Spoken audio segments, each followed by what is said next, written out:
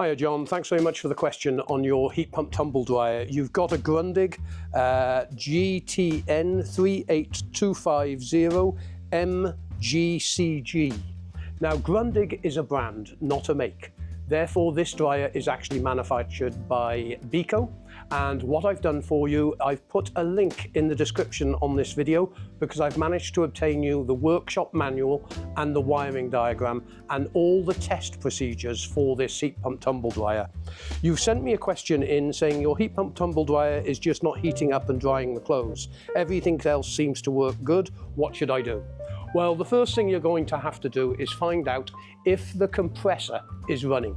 Heat pump tumble dryers use a refrigeration process to actually warm the air that dries the clothes, and the condensing side cools the air and condenses the moist air back into a liquid.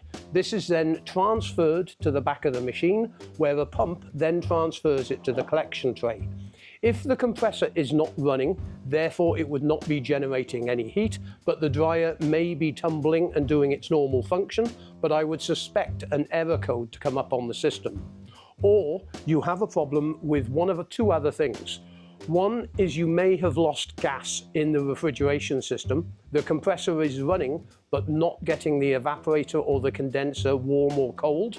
And the other third thing is a common problem with all these dryers. If you look in here, you can see the fluff buildup that takes place.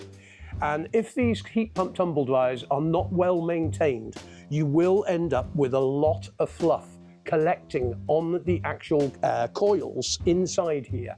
And this restricts the airflow going into the machine, and therefore the dryer is unable to actually pass air over the heated side or the cooling side to actually dry the clothes. And this is a common problem with heat pump tumble dryers. You can see the dust that is built up in here. And what actually happens is, although you clean the filter on a regular basis, down in here dust can actually get through to the condensing and evaporator plate. And this is one of the most common problems on heat pump tumble dryers, and this is why I'm not a great fan of them. One, they're very expensive for what they are. Two, after the course of 4 or 5 years, this type of fluff starts to build up. Manufacturers today are trying to improve the filter systems in heat pump tumble dryers, and they're now using double and treble filter systems, trying to eliminate the dust getting through. But unless maintenance is done every 2 to 3 years, in other words, the whole machine is cleaned out, these evaporator and condenser plates will start to fluff up. This means the machine will run for longer and start to become inefficient. So the first thing you need to work out is the compressor running. Second thing you need to work out is the actual coils getting warm and cold. And the third thing is to inspect it and do some maintenance on the machine. If those two others are working correctly, then you may have an air circulation problem. The workshop manual shows you exactly what to do with regards testing the machine. It also shows you diagnostic systems and test sequences to run to test individual components. And you've got the wiring diagram there as well to work out where the wiring goes to each component and what to be checking.